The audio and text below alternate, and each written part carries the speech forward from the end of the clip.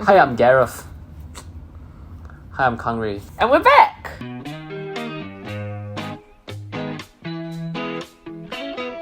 Hi, so we're basically having a staycation now at unnamed hotel because we're not sponsored. We thought it'd be a good time to shoot a video about how we made it through IB. Why are we qualified to give this advice?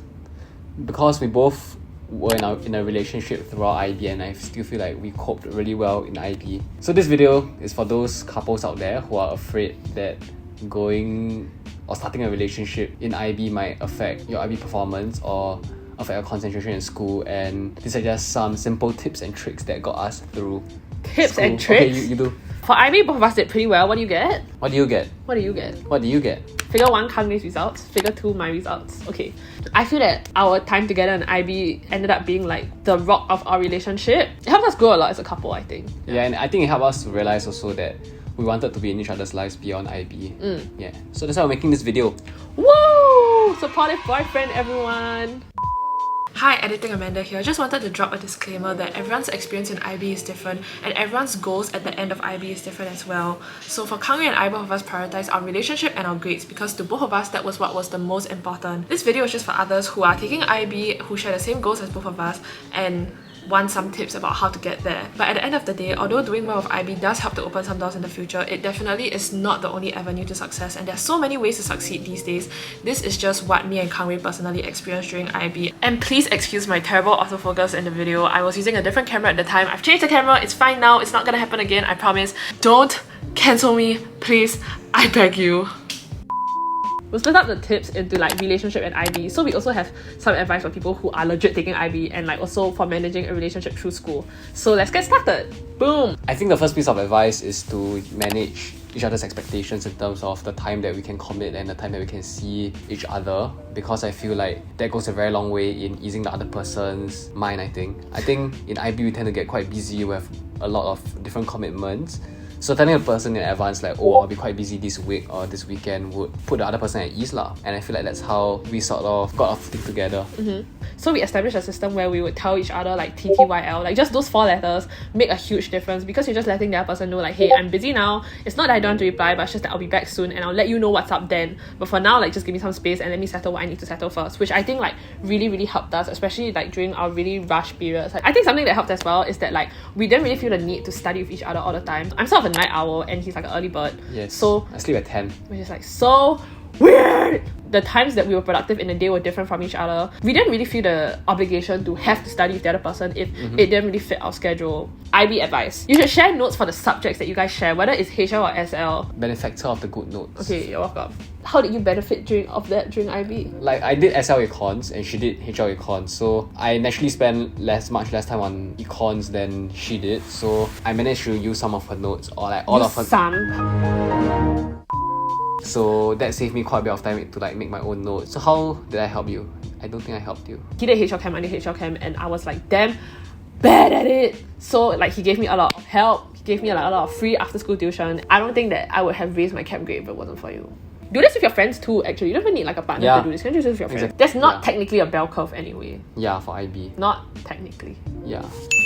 Another piece of advice that I would give or we would give, you can just maybe dedicate 1 day a week to spend with each other. Is quite useful and quite versatile even during peak or lull periods, because during lull periods you get to go out on dates together because we're in different classes and different subject combinations. They had different CCAs. So I feel like that 1 day a week was really helpful for us because we knew for sure that we'll be seeing that person on that day of the week. The thing is that this also helps with managing your expectations because like you already have this agreed upon day, right? Then you don't have to go into every week thinking like, oh, you know, when I'm gonna see this person, because I know that I'm gonna see you on Thursday. And the thing is that we would just study like what, 2-3 hours? Yeah. But I think it's more of like just enjoying the other person's company. Yeah. Oh my god, finish each other's sentences! This is big IB advice. We think that it's very important to focus on being more well-rounded in all of your subjects and like to focus especially on your bad subjects, because the thing is that like when you score a 7, right? Like, still a 7. Yeah, a 7 is a 7 no matter like even if you score like 100% or like on the dot 7. You know what I mean? As long as you get it through the door, the 7 door, is already considered 7. Allocate more time to the subjects that you feel like you don't get. Or you're not as confident in, and those you're more confident at. Just practice lah. Just practice and keep your, you know,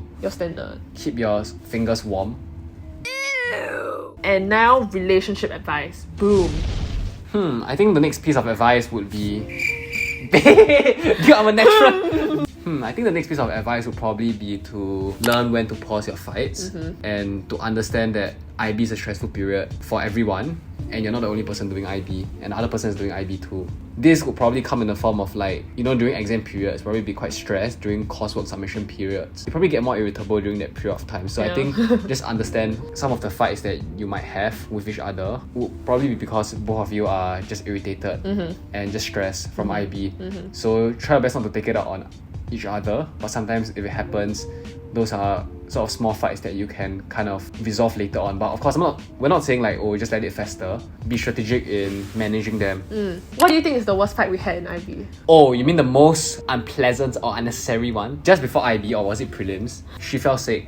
So because she fell sick, there were a lot of like inconveniences. But then after she recovered, I fell sick. So like during that period, it was really quite stressful because we had to take care of the other person, right? And then someone got angry with me for some reason. And imagine I got angry with you for being sick. Imagine being sick and then having your girlfriend mad at you.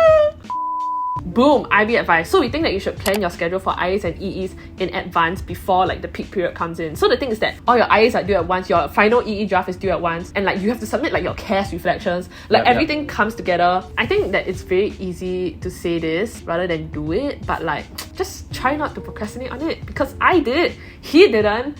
I would be like really, really stressed, and then he's like, what's wrong with you? Why haven't you done it yet? Like, can you just like focus? Yeah, so I guess it's just to start early. You can offload that sort of stress into the end of year 5. I put in a lot of effort in the first year. So in the second year, I was like chilling. And then on top of that, right, during the rush period, you still have to study for IB, which is like... So I feel like I started studying really early for IB compared to everyone else. So I could just take my time, and that's why I could sleep at 10 p.m.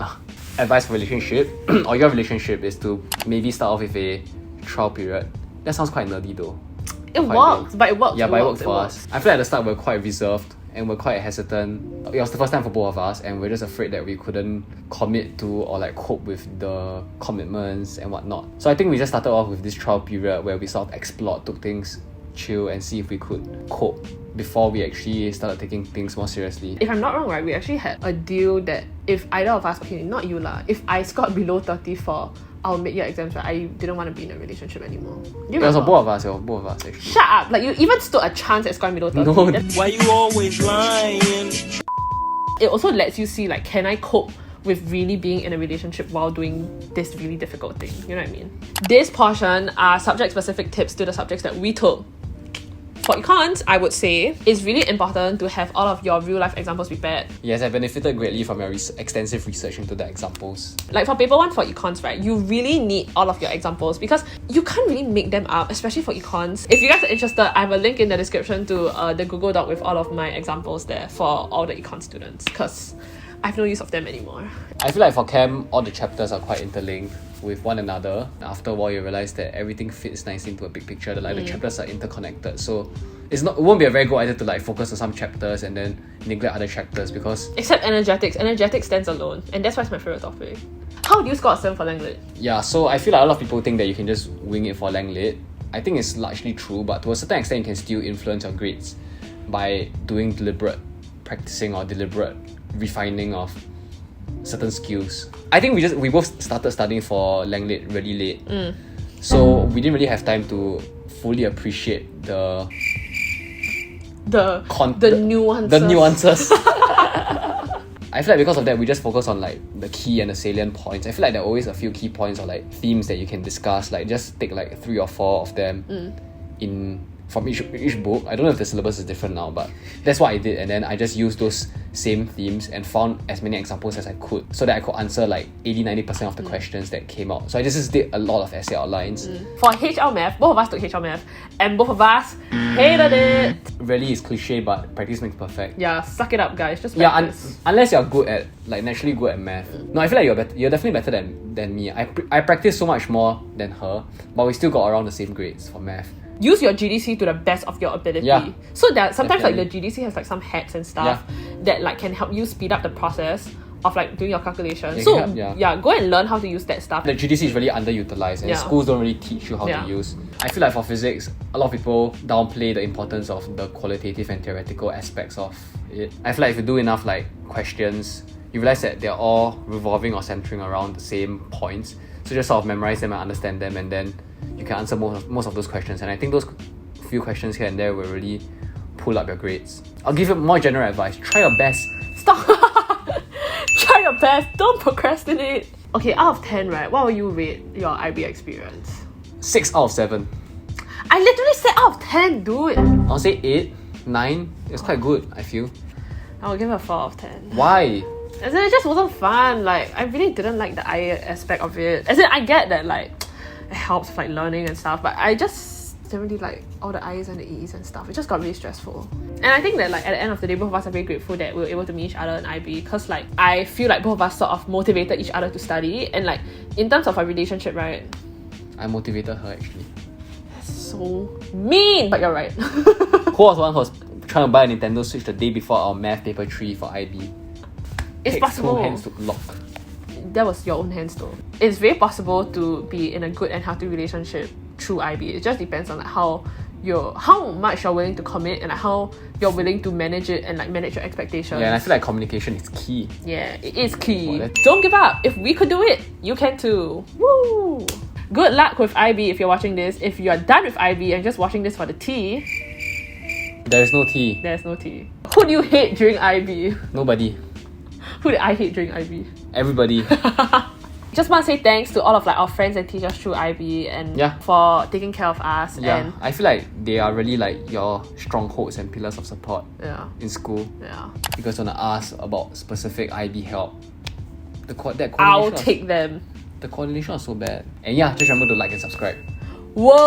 Whoa! YouTuber at heart, dude. That's it from us. We're signing off.